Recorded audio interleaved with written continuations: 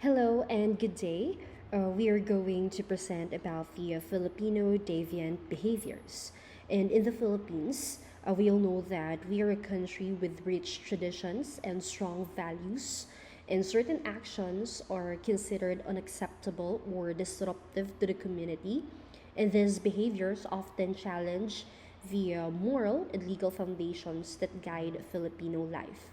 And so, with our discussion, we will focus on 10 examples of deviant behaviors commonly seen in the Philippines.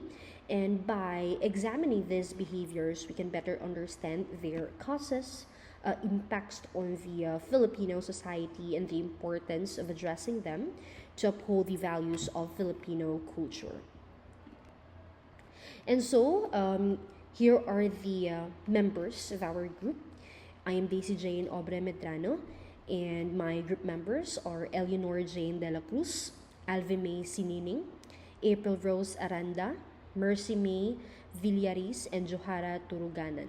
So we have actually collaborated and contributed regarding the examples of those Filipino deviant behaviors. And it's very important that we would be able to define what deviant behavior is. So these refers to actions or conduct that go against the accepted norms, values, or expectations of a particular society. And in the Philippine context, these behaviors challenge the traditional, cultural, and legal standards upheld by Filipino communities. And we all know that if we simplify the meaning of deviant behaviors, these are things that go against the rules, the values or expectations of society. And in the Philippines, these actions challenge the cultural and legal standards that guide how people live and interact. And we all know that there are a lot of examples of deviant behavior that's happening in the Philippines, like gossiping, breaking the law, or being dishonest. And these actions often happen because of personal struggles, poverty, or outside influences. So let's start with understanding what are those examples of Filipino deviant behaviors. We have the first one, which is the public display of affection. So while not illegal, excessive PDA is often considered improper or offensive in conservative Filipino society. So public displays of affection, or PDA in short, it includes actions such as kissing, hugging, or holding hands in public. And we all know that the Filipino society is very conservative. And excessive PDA is often viewed as improper or even offensive. And these stems from deeply rooted cultural and religious values that prioritize modesty, decency, and respect for others in public spaces. Filipino communities influenced by strong Catholic traditions often emphasize the importance of maintaining a reserved demeanor, particularly when it comes to romantic relationships. While casual acts of affections like hand holding or a brief hug may be socially acceptable in urban areas, more intimate displays such as prolonged kissing or overly affectionate behavior are likely to draw disapproving looks or comments, especially in rural areas where conservative values are more pronounced. An excessive PDA can be seen as a violation of the collective sense of decency, as Filipinos highly regard the concept of hiya, or sense of shame, in respect for public spaces. Many people believe such actions should remain private, as public affection may make others uncomfortable or set a poor example for younger generations. So while attitudes toward PDA are slowly changing, especially among younger Filipinos influenced by Western cultures and media, the societal expectation for discretion remains strong. And balancing personal freedom with cultural sensitivity is a key to avoiding conflict and maintaining harmony in the community. Living together before marriage or cohabitation. In Catholic and conservative Filipino culture, Living together before marriage is frowned upon, especially by older generations. It goes against traditional values that emphasize the importance of marriage, leading to social dissatisfaction, especially if the couple has children. So, this perspective stems from traditional values that hold marriage as a sacred and essential foundation for starting a family. And the Catholic Church, which has a significant influence in the Philippines, explicitly teaches that marriage is the proper context for intimate relationships and family life. And cohabitation challenges these beliefs by bypassing the formal commitment and religious sanctity of marriage. Older generations often see this behavior as a deviation from moral standards, viewing it as a lack of respect for both religious teachings and family traditions. And this can lead to social dissatisfaction and criticism, especially within closely knit Filipino communities where reputation and sense of shame play a central role. The situation can become more complicated if the couple has children while living together. And in traditional Filipino culture, having children outside of marriage is often stigmatized, as it is believed to deprive the child of the stability and social acceptance that a formal marriage provides. And this may lead to challenge such as strained family relationships, societal judgment, or difficulties in gaining full acceptance within the community. Next one is premarital sex. So this is an act of engaging in sexual activities before a marriage, and it is a sensitive topic in the Philippines because of the country's conservative culture and strong religious beliefs. While many still consider it unacceptable, some people, especially the younger generation, view it as a personal choice. So, premarital sex, this refers to actions wherein individuals engage in sexual activities before marriage, if you're going to simplify the meaning of it. And it's a topic that remains highly sensitive and controversial in the Philippines. It's rooted in the country's conservative culture and strong Catholic influence. Traditional Filipino values regard sexual intimacy as something reserved for marriage. The Catholic Church teaches that premarital sex is morally wrong, emphasizing chastity and the sanctity of marriage as essential components of a virtuous life. And premarital sex, especially without proper education or access to contraceptives, can lead to unintended consequences such as teenage pregnancies, sexually transmitted infections or STIs, and emotional challenges.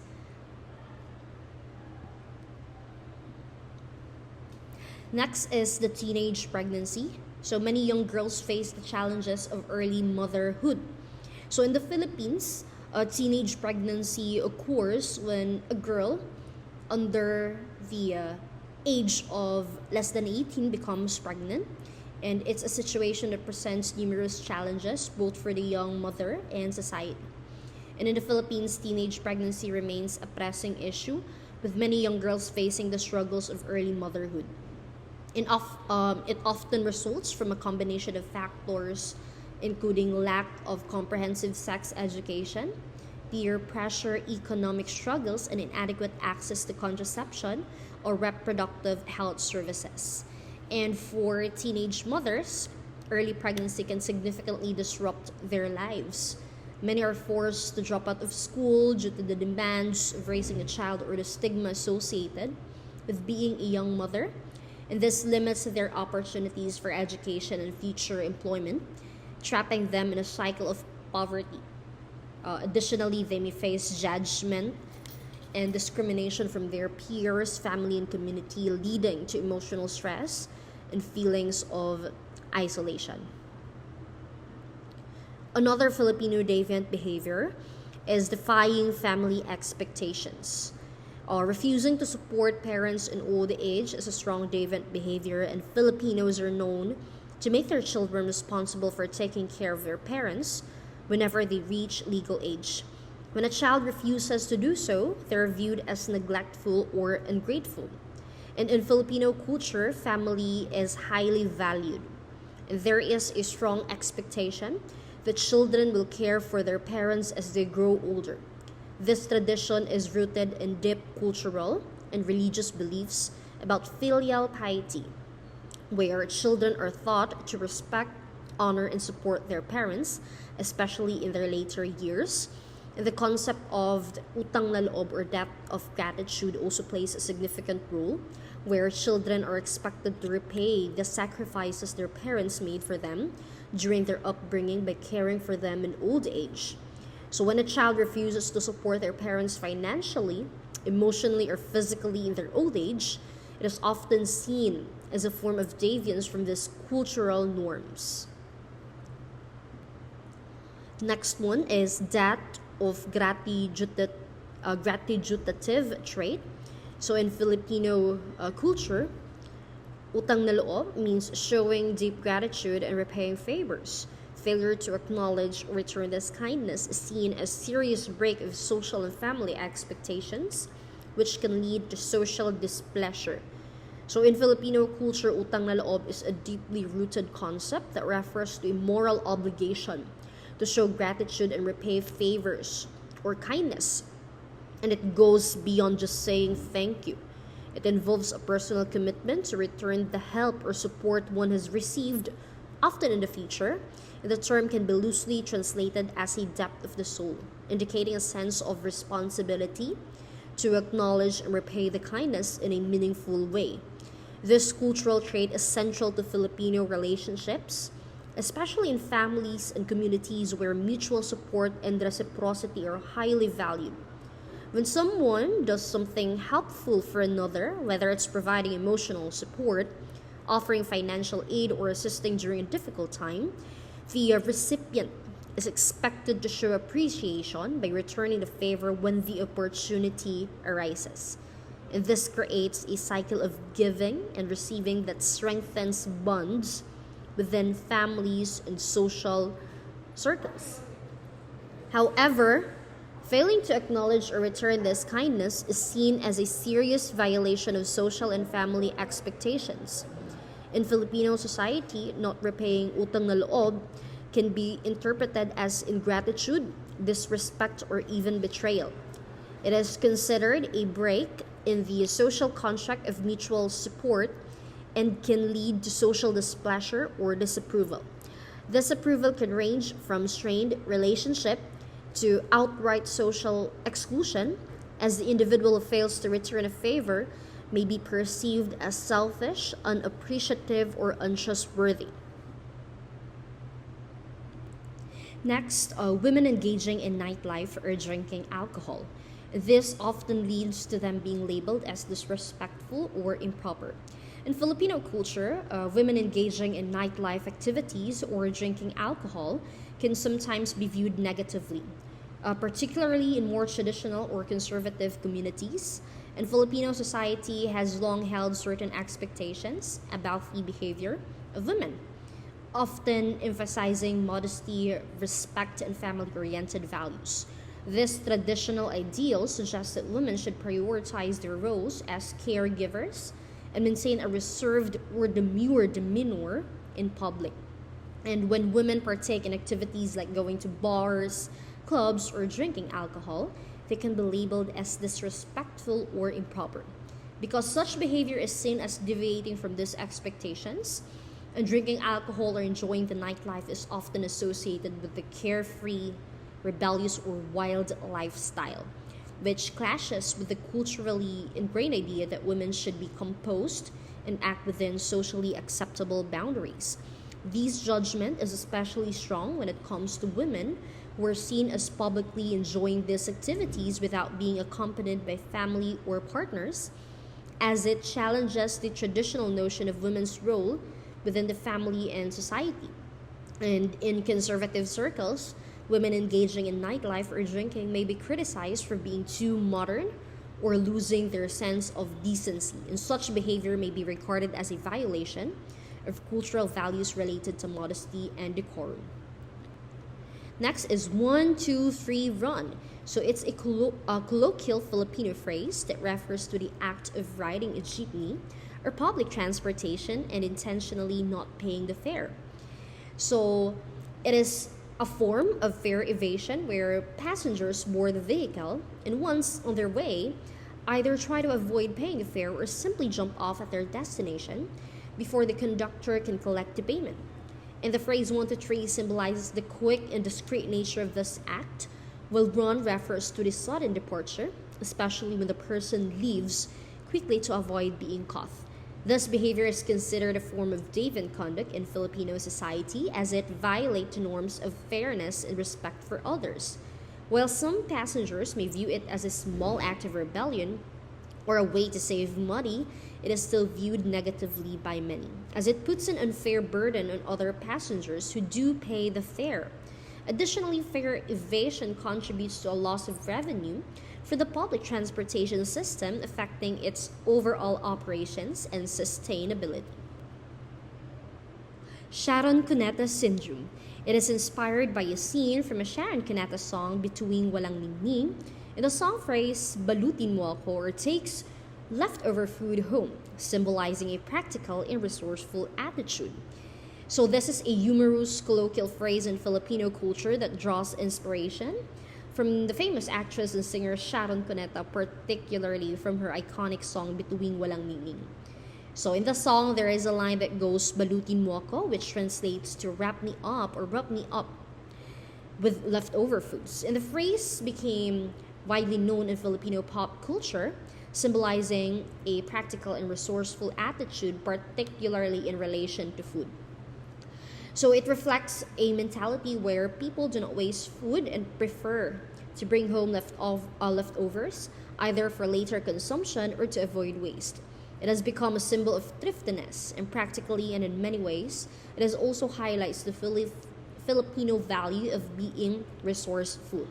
While some may view it as a reflection of being economical, others may associate it with a lack of proper etiquette, especially in settings where it's not common to take food home. This behavior also reflects Filipino cultural traits such as strong family values where leftovers are often shared, and not wasting food is an important part of daily life. And the last one would be gate crashing or add one in one, an act of attending an event or gathering without being formally invited. This can range from casually joining a party to sneaking into more exclusive celebrations like weddings or corporate events. So, gate crashing, this behavior involves sneaking into parties, weddings, or other private gatherings without the host prior consent. In Filipino culture, attending an event without an invitation is considered a breach of social etiquette. It challenges the norms of respect, consideration, and hospitality that are expected when hosting or attending events. And the act of gate crashing is viewed negatively as it may disrupt the event's flow, impose on the host resources such as food or space, and sometimes lead to uncomfortable situations, especially in formal or exclusive settings like weddings or corporate functions. Gate crashing can sometimes be done out of necessity where people feel the need to attend an event for social reasons or to network, or even out of curiosity or a desire to enjoy the festivities. In certain social circles, this behavior may be seen as an act of boldness or humor, especially among friends or acquaintances who are familiar with each other. In more informal settings, it may be brushed off with a light-hearted attitude. And so that's the end of the Filipino deviant behaviors. Thank you so much.